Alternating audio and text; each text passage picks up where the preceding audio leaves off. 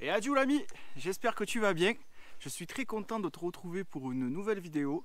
Cette fois-ci, on va partir faire une belle randonnée dans la montagne gardoise. Allez, c'est parti, on y va.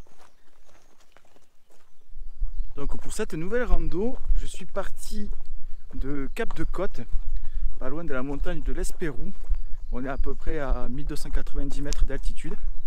Et on est bien, on est super bien. Il fait beau, enfin, car dans les Cévennes, ça n'a pas arrêté de pleuvoir. On n'avait pas un jour sans pluie ou sans vent, donc c'était un peu catastrophique. Et là c'est que du bonheur. Et puis, on entend les oiseaux chanter, c'est trop bien.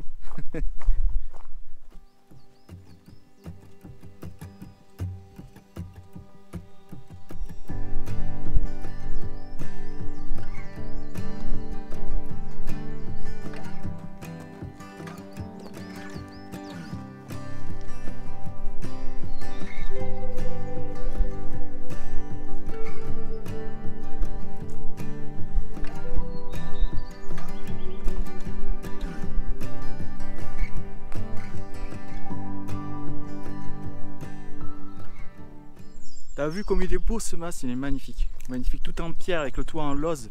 C'est vraiment superbe. Et ce mas c'est en réalité un gîte. Donc pour les gens qui sont en itinérance, ça peut être vraiment pas mal. C'est pas vraiment pas mal. Il ouvre à partir du 1er juin. Donc si vous passez dans le coin, vous savez que vous avez un gîte après de Cap de Côte. Il est vraiment trop beau ce chemin. Ah, mais là je vais te montrer un truc. On va croiser sur ce chemin deux balisages différents à certains endroits. Donc celui-là qu'on fait aujourd'hui, c'est celui-là. Un trait jaune, c'est petite randonnée. Et quand tu as un trait rouge et un trait jaune, c'est grande randonnée des pays. En principe, c'est des boucles de 3-4 jours qu'on peut faire aux alentours. Donc voilà, aujourd'hui c'est bien celui-là. Allez, on continue. Là c'est magnifique paysage. Regarde ça l'ami, comme c'est beau.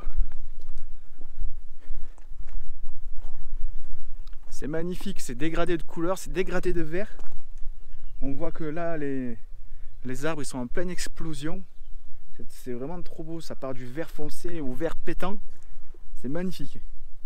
C'est magnifique. On voit que la nature se réveille doucement sur les hauteurs cévenoles. Forcément, dans les plaines, c'est déjà bien réveillé. Mais ici, vu que le froid reste un peu plus longtemps, ça prend forcément un peu plus de temps. Ah, c'est dommage l'ami que tu n'aies pas l'odorat à travers la vidéo. Mais franchement, là c'est des genêts. Ils sont pas encore en fleurs, ça fait des fleurs jaunes. Quand ça fleurit, c'est super beau. Et ça sent très très bon. Ça sent super fort dans les montagnes. C'est toujours un signe du beau temps là. Quand les genêts commencent à sentir bien fort. Déjà c'est très beau. Ça fait comme des murs jaunes dans les montagnes. Et ça sent très bon. Bon après... faut pas être allergique aux genêts. Ah ben voilà, tu vois. Regarde, c'est ce que je te disais. Ça, dans très peu de temps, ça va devenir tout jaune. Et quand je dis tout jaune, c'est tout jaune. Hein.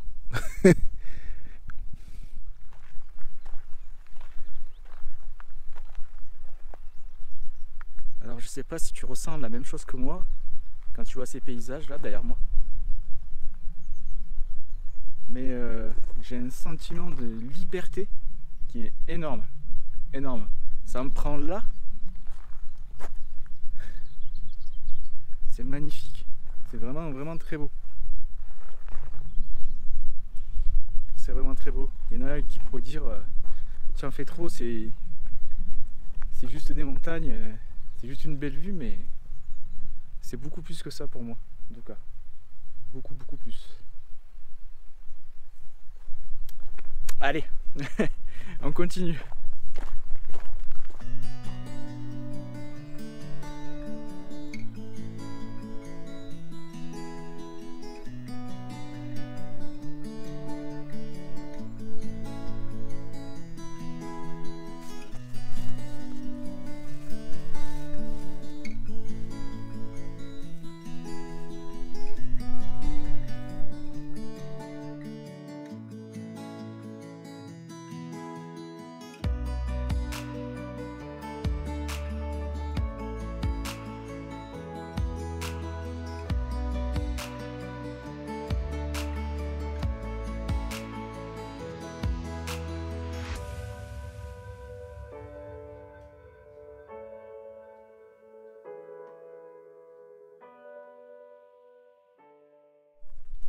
Allez, après cette pause panorama qui est juste superbe, j'y serais resté la journée à aller observer ces paysages.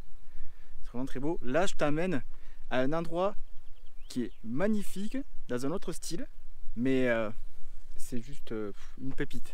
Allez, viens, on y va.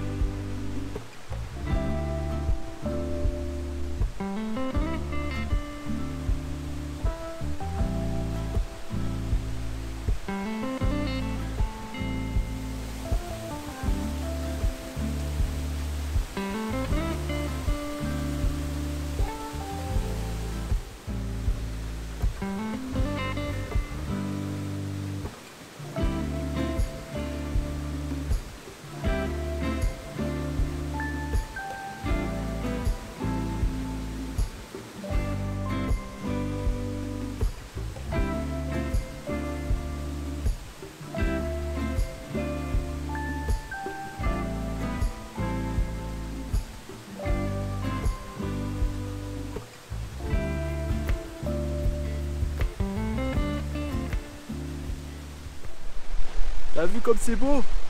Magnifique ces cascades, magnifique. Au milieu de ces rochers, de ce chaos rocheux là, c'est trop beau. C'est trop beau.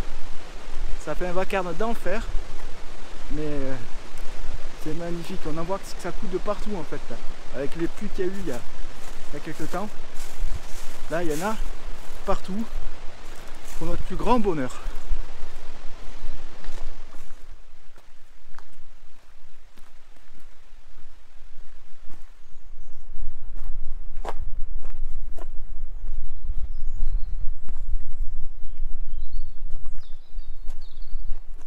Allez, c'est parti pour une petite ascension là, à flanc de colline, à flanc de montagne, pour rejoindre le plateau qui nous attend. C'est parti, on y va. Alors ça peut arriver que sur certains chemins, tu rencontres des petites difficultés comme ça là. Là c'est un hêtre qui s'est déraciné, il y a plein de bois partout et le chemin a tendance à s'effacer. Donc ce qu'il faut faire, c'est bien regarder autour et voir si tu vois encore un peu de balisage. Par exemple là, il est ici. Tu vois, ils ne sont pas que sur les arbres, ils peuvent être aussi sur les rochers. Donc il faut bien ouvrir les yeux un peu partout. Et là au détour du chemin, je découvre quoi? Je découvre les petits fraisiers sauvages. Il faudra que je repasse dans quelques semaines, on ne sait jamais. Avec des jolies petites fleurs qui font sûrement de jolies fraises. Les prochains randonneurs auront de la chance.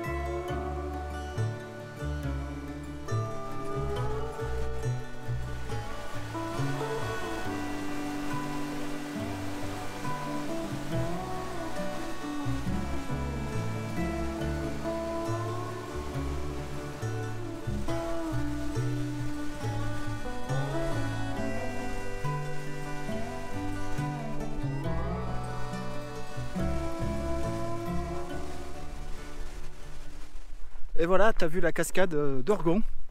Magnifique cascade qui passe sous une passerelle entre les roches. C'est vraiment un endroit magique, féerique, avec le petit ruisseau qui coule entre les rochers plein de mousse là. C'est vraiment superbe. Il n'y a pas beaucoup de monde en plus, on a eu de la chance. Donc trop bien. Et là j'ai quitté la forêt de feuillus je me suis engagé sur un large chemin, comme une piste forestière. Et autour de moi, là, c'est que des résineux, des sapins et des épicéas. Ça change un peu.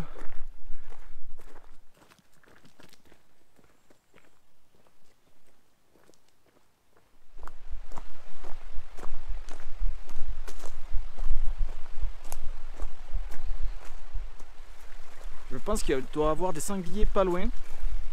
Parce que depuis tout à l'heure, j'ai des effluves de bêtes sauvages là qui me viennent aux narines.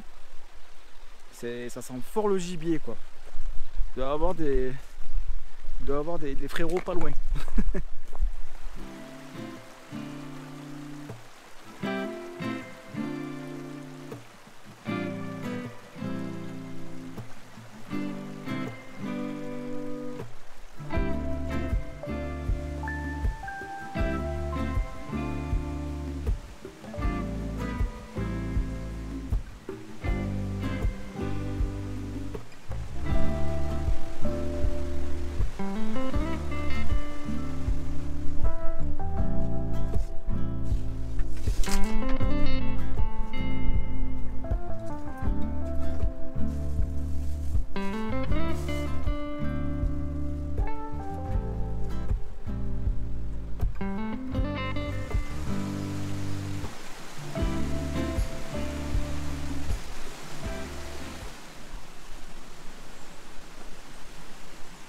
Il est magnifique ce masé. En plus le toit il a été restauré comme tu as pu le voir.